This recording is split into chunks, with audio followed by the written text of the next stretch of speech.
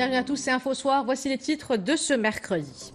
Un gouvernement remanié dans son architecture pour une meilleure efficacité, une plus grande modernité. Sa Majesté le roi Mohammed VI a reçu à Rabat le chef du gouvernement et les membres de l'exécutif dans sa nouvelle mouture après restructuration de l'architecture gouvernementale. Sa Majesté le Roi a également présidé un conseil des ministres consacré à la présentation des orientations générales du projet de loi de finances au titre de l'année 2020. Également à l'ordre du jour de ce conseil, l'adoption de plusieurs conventions internationales. En Tunisie, la justice a ordonné la libération du candidat à l'élection présidentielle Nabil Karoui en détention préventive depuis 6 semaines. Il a été remis en liberté à 4 jours du second tour et 3 jours après le succès relatif de son parti, Qalb Tounes, aux législatives. Le concert des religions à l'unisson connaît un grand succès. Depuis 2016, l'Orchestre Philharmonique du Maroc a entamé hier soir à l'église Notre-Dame de Lourdes de Casablanca la 4e édition de cet événement avec au programme l'Ave Maria de Schubert. Madame, Monsieur, bonsoir. Une équipe gouvernementale resserrée, 23 ministres, c'est inédit dans l'histoire contemporaine du pays. Sa Majesté le roi Mohammed VI a reçu aujourd'hui à Rabat les membres de l'exécutif dans sa nouvelle mouture. Un gouvernement remanié dans son architecture pour une meilleure efficacité et une plus grande modernité. Un gouvernement résolument politique, mais un gouvernement ouvert, notamment sur la société civile. Si nouveaux profils sont venus renforcer les compétences de l'équipe de Saïd El Athmani. C'est un reportage de Hind Abdelhafid Lemnouar et Khalid Nechti. Une nouvelle architecture gouvernementale pour une plus grande efficacité. Sa Majesté le roi Mohammed VI a reçu aujourd'hui à la salle du trône au palais royal de Rabat le chef du gouvernement et les membres du gouvernement dans sa nouvelle mouture après restructuration de l'architecture gouvernementale. Il s'agit de Saïd El Athmani, chef du gouvernement, Mustafa Ramid, ministre d'État chargé des droits de l'homme et des relations avec le Parlement, Abdelwafi Leftit, ministre de l'Intérieur, Nasser Bourita, ministre des Affaires étrangères, de la coopération africaine et des Marocains résidant à l'étranger, Mohamed Ben Abdelkader, ministre de la Justice, Ahmed Taoufiq, ministre des Habous et des Affaires islamiques, Mohamed Hajoui, secrétaire général du gouvernement, Mohamed Ben Chaboun, ministre de l'économie, des finances et de la réforme de l'administration, Aziz Akhnouch, ministre de l'Agriculture, de la Pêche maritime, du Développement rural, de l'eau et des forêts. Saïd Hamzazi, ministre de l'Éducation nationale, de la formation professionnelle, de l'enseignement supérieur et de la recherche scientifique. Khalid Aïd Taleb, ministre de la Santé. Moulay Hafid Alami, ministre de l'Industrie, du Commerce, de l'Économie verte et numérique. Abdelkader Amara, ministre de l'Équipement, du Transport, de la Logistique et de l'Eau. Nezha Bouchareb, ministre de l'Aménagement du territoire national, de l'Urbanisme, de l'Habitat et de la Politique de la Ville. Nadia Ftah Alaoui, ministre du Tourisme, de l'Artisanat, du Transport aérien et de l'Économie sociale. Aziz Rabbah, ministre de l'Énergie, des Mines et de l'Environnement. Mohamed Amkraz, ministre du Travail et de l'Insertion professionnelle. Hassan Abiyaba, ministre de la Culture, de la Jeunesse et des Sports, porte-parole du gouvernement. Jamil Al-Moussalli, ministre de la Solidarité, du Développement social, de l'Égalité et de la Famille.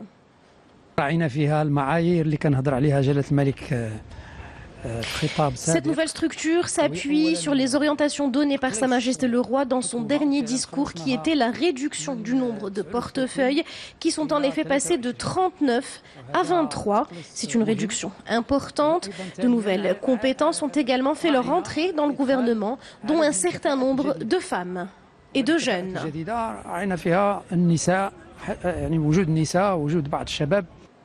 Sa Majesté le Roi a également reçu Abdellatif Loudi, ministre délégué auprès du chef du gouvernement chargé de l'administration de la défense nationale, Nourdine Boutayeb, ministre délégué auprès du ministre de l'Intérieur. Mohsin Jazouli, ministre délégué auprès du ministre des Affaires étrangères, de la coopération africaine et des Marocains résidant à l'étranger. Nezha El Wafi, ministre délégué auprès du ministre des Affaires étrangères, de la coopération africaine et des Marocains résidant à l'étranger, chargé des Marocains résidant à l'étranger. Driss Wawisha, ministre délégué auprès du ministre de l'Éducation nationale, de la formation professionnelle, de l'enseignement supérieur et de la recherche scientifique, chargé de l'enseignement supérieur et de la recherche scientifique. Par la suite, les nouveaux ministres ont prêté serment devant Sa Majesté le Roi. Cette audience s'est déroulée en présence du chambellan du souverain Sidi Mohamed El Alaoui. À cette occasion, Sa Majesté le Roi Mohamed VI a posé pour une photo souvenir avec les membres du gouvernement.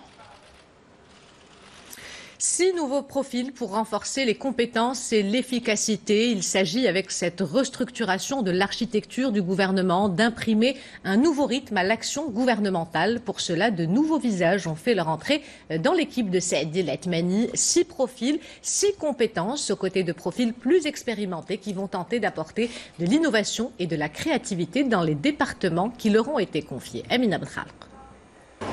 Efficacité, synergie et cohérence, ce sont des maîtres mots de cette restructuration gouvernementale. Ce sont aussi les critères qui ont primé lors de la désignation de ces 6 nouveaux visages au sein de l'exécutif, à l'image de Driss Wawisha, désormais ministre délégué chargé de l'enseignement supérieur et de la recherche scientifique, un secteur qu'il connaît très bien car il préside depuis 2008 l'université Al-Akhawaïn.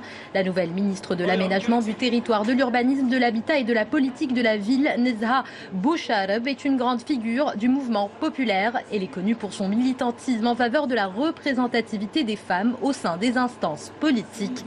Autre nouvelle compétence, Nadia Ftah Alaoui du RNI, ministre du Tourisme, de l'Artisanat, du transport aérien et de l'économie sociale, après une brillante carrière dans le milieu des finances.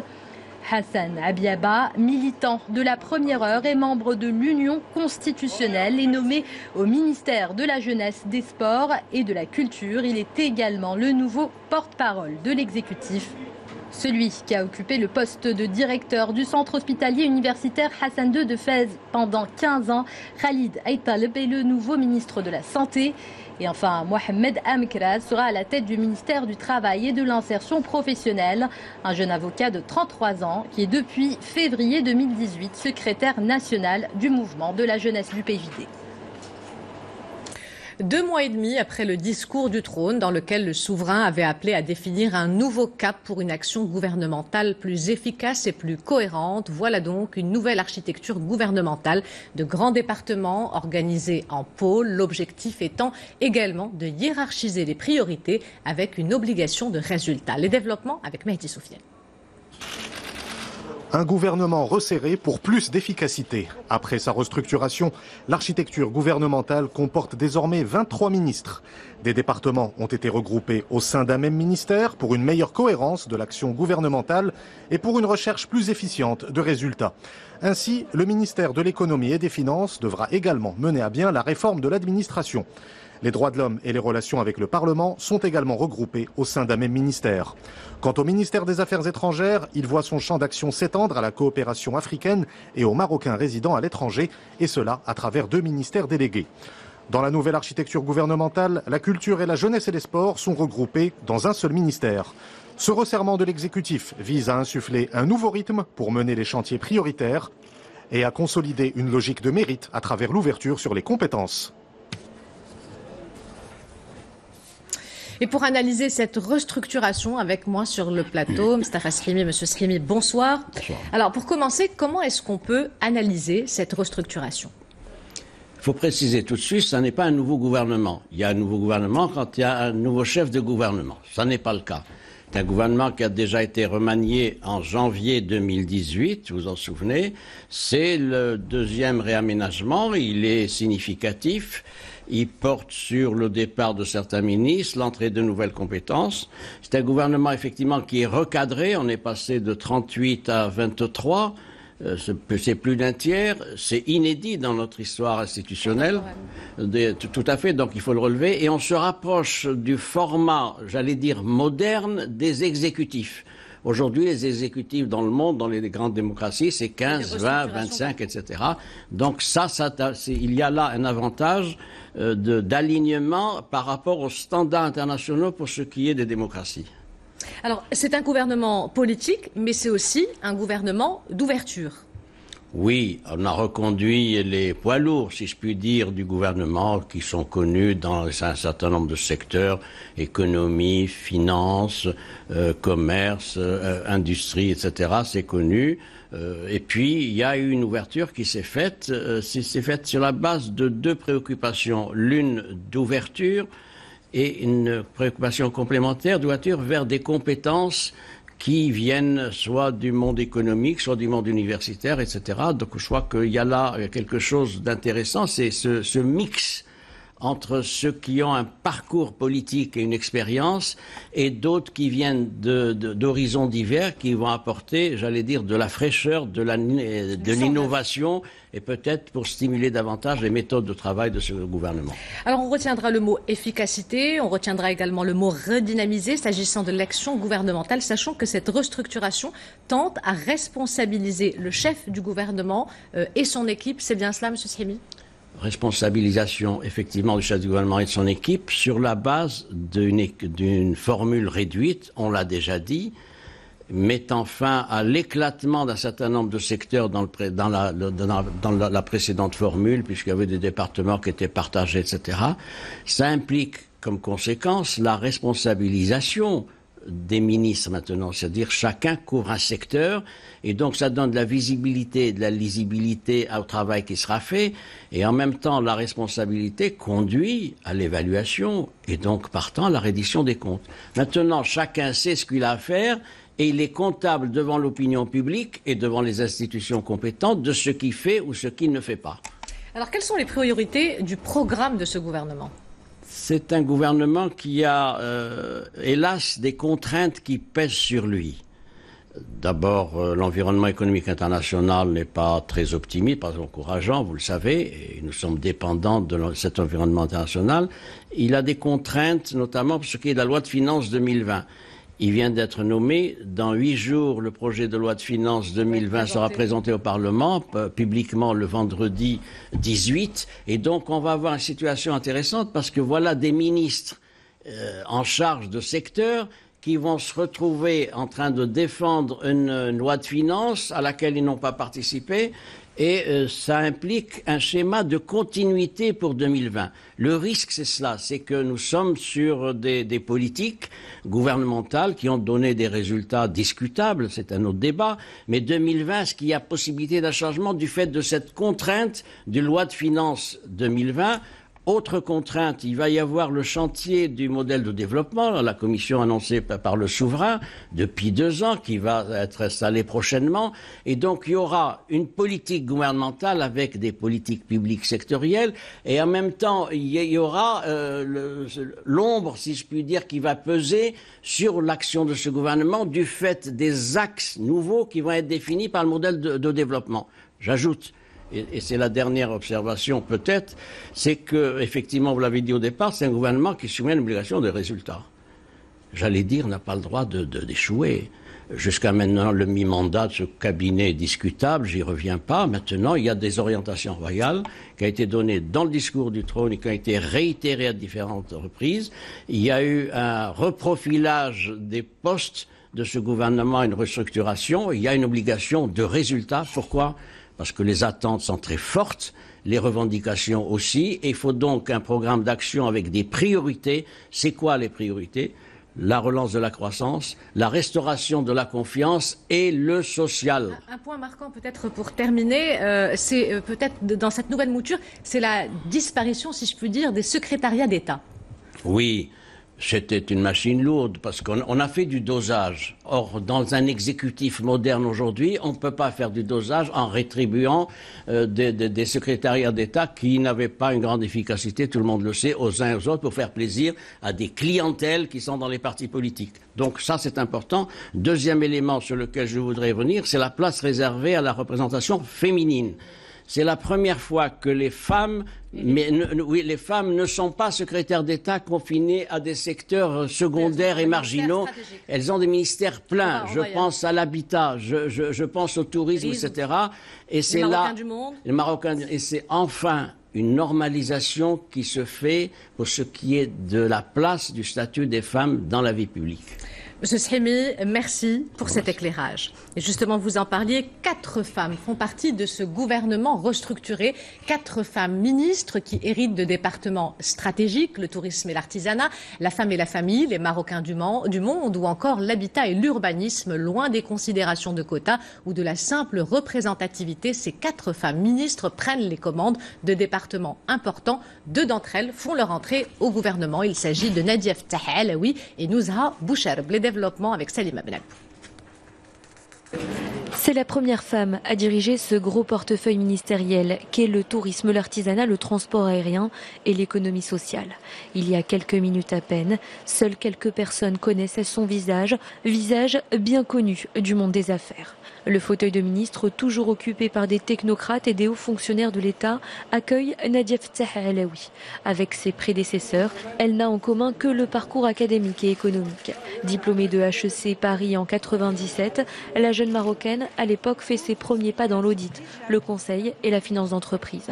3 ans plus tard, elle démarre une nouvelle aventure et s'attelle à la création d'un fonds au Maghreb en Tunisie. Nadia Ftah Alaoui rejoint une grande compagnie d'assurance marocaine et accompagnera son expansion sur le continent africain avant d'en devenir la directrice générale en 2017. Une autre personnalité féminine émerge au sein des membres du gouvernement. Il s'agit de Nouzha Bouchareb, ministre de l'Aménagement du territoire national, de l'urbanisme, de l'habitat, de la politique de la ville. Autre poste important. Cette Tangéroise diplômée de l'école Mohammedia des ingénieurs, spécialiste de l'environnement et du développement territorial et lauréate de l'ISKE, dispose déjà d'une expérience significative en politique. Membre du Conseil national du mouvement populaire il y a quelques semaines, Nouzha Bouchareb a été élue à l'unanimité présidente de l'organisation de la femme Haraki. Une nomination qu'elle doit à ses actions constantes, notamment dans le milieu associatif. Très engagée en faveur des femmes, en février dernier, elle est également réélue à la tête d'une ONG internationale œuvrant pour la promotion des compétences féminines dans des postes de décision. Des idéaux qui correspondent aux valeurs prônées par cette politicienne, à savoir une plus grande implication de la femme dans l'action politique au niveau national. Nadia Ftah Alaoui et Nouzha Bouchareb rejoignent ainsi Jamil Al-Mousli, ministre de la Solidarité, du développement social, de l'égalité et de la famille, et Nezha El Wafi, ministre délégué chargé des Marocains de l'étranger. Cette restructuration du gouvernement fait suite aux orientations du souverain. Dans ses derniers discours, Sa Majesté Mohamed VI avait confié au chef du gouvernement la mission de lui soumettre des propositions de renouvellement de différentes fonctions, notamment au sein de l'exécutif. Le souverain avait également souligné la nécessité d'injecter du sang neuf dans les postes de responsabilité et avait insisté sur la mobilisation des compétences qualifiées. Amina Benhalq. C'est un discours qui aura marqué les esprits. À l'occasion du 20e anniversaire de son accession au trône, Sa Majesté le roi Mohamed VI annonce le lancement d'un nouveau modèle de développement qui sera confié à une commission d'experts nationaux de divers secteurs. Une étape cruciale pour l'avenir du pays qui nécessitera, selon le souverain, l'émergence de nouvelles compétences. Nous souhaitons mettre à contribution des profils dotés d'une nouvelle mentalité à même de hisser l'action à des niveaux supérieurs pour réunir les conditions de réussite de cette nouvelle étape pour accomplir in fine la mutation profonde que nous appelons de nos vœux. Pour accompagner le lancement d'une nouvelle génération de projets, du sang neuf doit être injecté dans tous les postes de responsabilité. C'est dans cette optique que Sa Majesté le roi Mohamed VI appelle Saad Eddine Othmani à lui soumettre des propositions de renouvellement de plusieurs fonctions au sein de l'administration et du gouvernement. À l'horizon de la rentrée prochaine, nous chargeons le chef du gouvernement de soumettre à notre appréciation des propositions visant à renouveler et enrichir les postes de responsabilité tant au sein du gouvernement que dans l'administration, en les pourvoyant de profils de haut niveau choisis selon les critères de compétences et de mérite.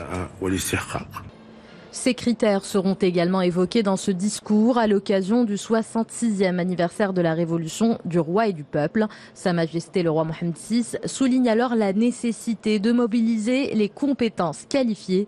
Un mois plus tard, le 21 septembre 2019, le souverain reçoit au Palais Royal de Rabat le chef du gouvernement Saad Eddine Latmani pour s'informer de l'état d'avancement dans la mise en œuvre des orientations royales, celles portant sur le renouvellement des postes de responsabilité, notamment au sein de l'exécutif. Et après avoir reçu aujourd'hui le chef du gouvernement et les membres de l'équipe gouvernementale dans sa nouvelle mouture, Sa Majesté le roi Mohammed VI a présidé au Palais Royal de Rabat un conseil des ministres consacré à la présentation des orientations générales du projet de loi des finances au titre de l'année 2020. Reportage Hind Benabimbi et Khalid Mejdi. Les axes généraux du projet de loi de finances 2020, tel était le thème principal du Conseil des ministres présidé aujourd'hui à Rabat par Sa Majesté le roi Mohammed VI. Au début des travaux du Conseil, le ministre de l'économie, des finances et de la réforme de l'administration a présenté devant Sa Majesté le roi un exposé sur les orientations générales de ce texte de loi. Un projet élaboré sur la base des orientations de Sa Majesté le roi contenues dans les discours royaux qui s'appuient sur 4 priorités majeures. La première est la mise en œuvre effective de la loi cadre relative à la réforme du système d'éducation et de formation en tant que base pour réduire les disparités, consacrer le principe de l'égalité des chances, renforcer le soutien social à la scolarisation et mettre en application la feuille de route relative au développement de la formation professionnelle. Deuxièmement, la mise en place des mécanismes de protection sociale, le soutien de la classe moyenne et le renforcement du ciblage des catégories démunies à travers l'amélioration et la généralisation des services médicaux, l'élargissement de la couverture médicale, l'opérationnalisation de l'assurance maladie ainsi que la mise en œuvre des engagements du dialogue social. Le projet de loi de finances 2020 prévoit également l'accélération de la mise en œuvre de la régionalisation en tant que vecteur essentiel pour remédier aux disparités territoriales et réaliser l'équilibre escompté entre l'effort de développement général et les spécificités de chaque région. Quatrièmement, imprimer une nouvelle dynamique à l'investissement et au soutien de l'entreprise en mettant l'accent sur la mise en œuvre des recommandations des 3e assises nationales sur la fiscalité. Le projet de loi de finances 2020 prévoit également la poursuite de la liquidation de la dette relative à la taxe sur la valeur ajoutée, la réduction des délais de paiement, en plus de la création d'un fonds de promotion et de soutien financier aux petites, très petites et moyennes entreprises. Également à l'ordre du jour de ce Conseil des ministres présidé par le souverain, l'adoption de plusieurs conventions internationales dans le cadre du raffermissement des relations d'amitié et de coopération qui lient le Maroc à plusieurs pays et dans le respect des engagements régionaux du Royaume. Le Conseil des ministres a adopté 9 conventions internationales bilatérales et multilatérales, des conventions qui concernent en particulier la coopération économique en matière de non-double imposition et de facilitation de l'investissement, la coopération judiciaire dans le domaine pénal ainsi que la coopération en matière de défense. Quant aux conventions multilatérales, elles portent sur le protocole annexe à l'acte constitutif de l'Union africaine relatif au Parlement africain ainsi que la coopération douanière arabe. Voilà pour cette page consacrée à la restructuration de l'architecture du gouvernement. Direction à présent la Tunisie où la justice a ordonné la libération du candidat à l'élection présidentielle en détention préventive depuis 6 semaines. Nabil Karoui a été remis en liberté à 4 jours du second tour et 3 jours après le succès relatif de son parti Qalb Tounes aux législatives. Le point avec Mamadou Diaye. C'est une libération au goût de bouffée d'oxygène pour le candidat du second tour Nabil Karoui et pour ses partisans. À 4 jours de l'acte final de la présidentielle, la Cour de cassation rend son verdict. Elle annule le mandat de dépôt contre Nabil Karoui et ordonne sa libération. Par ailleurs, l'enquête concernant l'homme d'affaires pour blanchiment d'argent se poursuit. La nouvelle a presque ravi la vedette à la publication des résultats des législatives attendues ce même mercredi. Ce nouveau rebondissement va sans doute permettre de rebattre les cartes en vue de ce dernier face-à-face. Kais Saïd, arrivé en tête lors du premier tour de l'élection présidentielle avec 18,4%, avait décidé de suspendre sa campagne pour le second tour. Une décision motivée par le souci d'égalité des chances avec son rival alors en détention. La course est donc lancée pour ce second tour qui réserve encore bien des surprises. En Libye, les affrontements se poursuivent au sud de Tripoli, à l'extérieur du camp de Yarmouk. Les milices du gouvernement d'union nationale reconnues par la communauté internationale et dirigées par Faiz al-Sarraj ont encore été confrontées aux milices pro-Haftar. Lors de ces combats intenses entre les deux parties, les forces du GNA ont tenté de faire barrage aux milices du maréchal Haftar qui espèrent encore et toujours rejoindre la capitale. Le gouvernement d'union nationale a appelé la communauté internationale à agir afin de dépêcher une mission d'enquête sur place pour mettre fin aux attaques répétées contre les civils. Retour à l'actualité nationale, je vous propose à présent de découvrir cette initiative de la fondation Grand Atlas. C'est à Bojdour que l'ONG maroco-américaine a mis en place le nouveau projet qui devrait changer la vie de la population locale. Plusieurs points d'eau ont en effet été installés dans la région, des bassins qui vont permettre aux habitants de cette zone des provinces du Sud de ravitailler leur bétail, mais également d'irriguer leur culture. C'est un reportage de Youch Fouichou sur un récit de Mamadou Diaye. En plein désert à Bojdour, ce troupeau de chameaux devait parcourir de longues distances pour se désaltérer. Aujourd'hui, c'est différent. Des points d'eau comme celui-ci sont devenus accessibles. Ils soulagent des difficultés à ce berger d'une douzaine d'années de pratique. Dans cette zone, l'eau était très rare. Maintenant, nous avons ces installations qui nous permettent d'avoir l'eau en abondance et on en a assez pour nourrir notre bétail. Ces abreuvoirs connectés à un canal qui s'étend sur 500 mètres avec plusieurs bassins permettent la rétention d'eau. Des bassins qui sont utilisés également pour alimenter des citernes mobiles. Ce projet est rendu possible grâce à la fondation maroco-américaine Grand Atlas. Aujourd'hui, nous sommes devant l'un des projets les plus importants de la région. Il a permis de mettre en place ce bassin dont la réalisation a pris 7 mois avec un financement à hauteur de 500 000 dirhams. L'eau, source vitale, jaillit désormais dans cette partie du désert marocain. Elle facilite aujourd'hui la vie et le travail à plus de 400 éleveurs. La saison de la chasse bat son plein depuis le week-end dernier. 71 000 passionnés de ce sport ont repris le grand air. Mais cette pratique est bien entendu réglementée. Alors quelles sont les espèces qui peuvent être chassées et sous quelles conditions? Élément de réponse dans ce reportage de Fouad Aizouzi, Mohamed Hijoub, le récit est de Salim Ableb. Très tôt, ce passionné a investi les reliefs de la région. La saison de la chasse est ouverte et prometteuse. Abdelkrim chasse plusieurs espèces, mais attention, pas n'importe lesquelles. Il repère celles qui sont protégées avant de tirer. Je distingue les espèces autorisées à être chassées et celles qui ne le sont pas. C'est une fois en vol que j'arrive à bien les différencier. Si leur chasse est permise, je tire. Si elle ne l'est pas, je ne tire pas. Ce sont les lois de la chasse qu'il faut respecter. Comme tous les ans, une réglementation précise doit être respectée. Et des centaines d'agents sont mobilisés à travers tout le royaume pour s'assurer que les règles sont bien appliquées.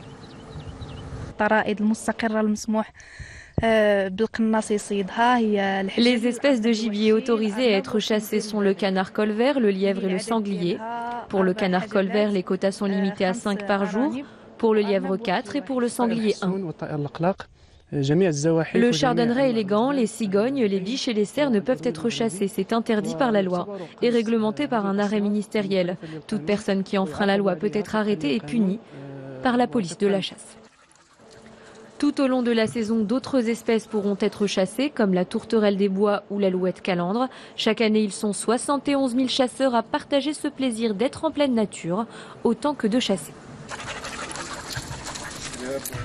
Nous ouvrons la page culturelle avec l'Institut français du Maroc qui a tenu aujourd'hui sa traditionnelle conférence de presse de la rentrée pour présenter sa saison culturelle 2019-2020 sous le thème « Le goût du partage ».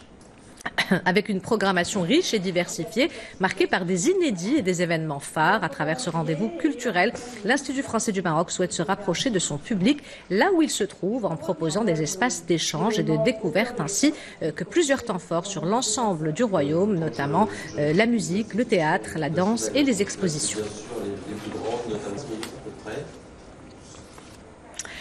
Le Le concert des religions à l'unisson connaît un grand succès depuis 2016. L'Orchestre Philharmonique du Maroc a entamé hier soir à l'église Notre-Dame de Lourdes de Casablanca la 4e édition de cet événement avec au programme l'Ave Maria de Schubert. Ce sont des images de Mohamed Badawi commentées par Samia Hals. Quand les sopranos, Tatiana Prost et Elisa Haddad, joignent leur voix à celle du ténor Smahil Harrati, le temps s'arrête.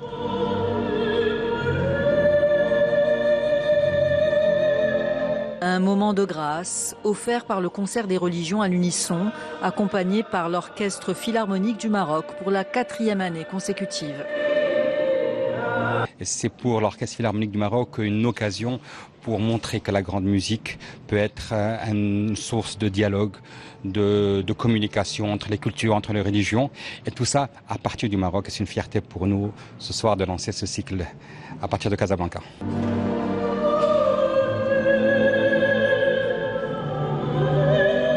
L'Ave Maria de Schubert, mêlant des textes en hébreu, en latin et en arabe, un chant sacré de dialogue, de paix et de tolérance entre les 3 religions monothéistes.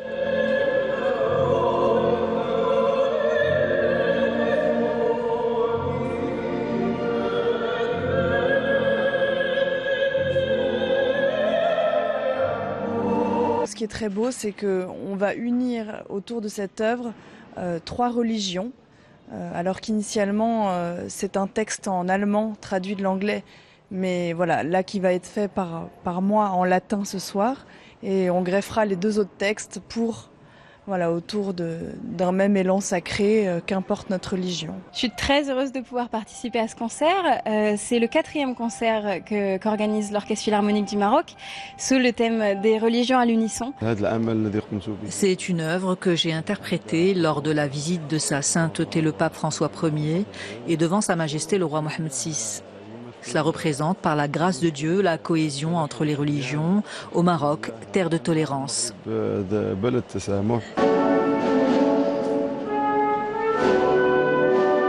La symphonie numéro 5 en do dièse mineur de Mahler, avec notamment la marche funèbre, a été interprétée pour la première fois au Maroc. Après Casablanca, c'est au tour de Rabat, Marrakech et Tanger d'apprécier le concert des religions à l'unisson, comme plus d'1,5 milliard de personnes à travers le monde, lors de la visite papale à Rabat le 30 mars dernier. Avant de nous quitter, je vous rappelle l'une des principales informations de ce journal. Une équipe gouvernementale resserrée, 23 ministres, c'est inédit dans l'histoire contemporaine du pays. Et Sa Majesté le Roi a reçu aujourd'hui à Rabat les membres de l'exécutif dans sa nouvelle mouture. Un gouvernement remanié dans son architecture pour une meilleure efficacité et une plus grande modernité. Un gouvernement résolument politique mais également ouvert notamment sur la société civile. 6 nouveaux profils sont venus renforcer les compétences de l'équipe de Saad El Othmani. Sa Majesté le Roi a également présidé un conseil des ministres consacré à la présentation des orientations générales du projet de loi de finances au titre de l'année 2020. Également à l'ordre du jour de ce conseil, l'adoption de plusieurs conventions internationales. C'est la fin de cette édition. L'information se poursuit sur notre site 2m.ma et sur l'application My2M. Le prochain journal El Messaïa vous sera présenté par Hicham Gharfaoui. Quant à moi, j'aurai le plaisir de vous retrouver demain à 20h15. En attendant, portez-vous bien et excellente soirée à tous.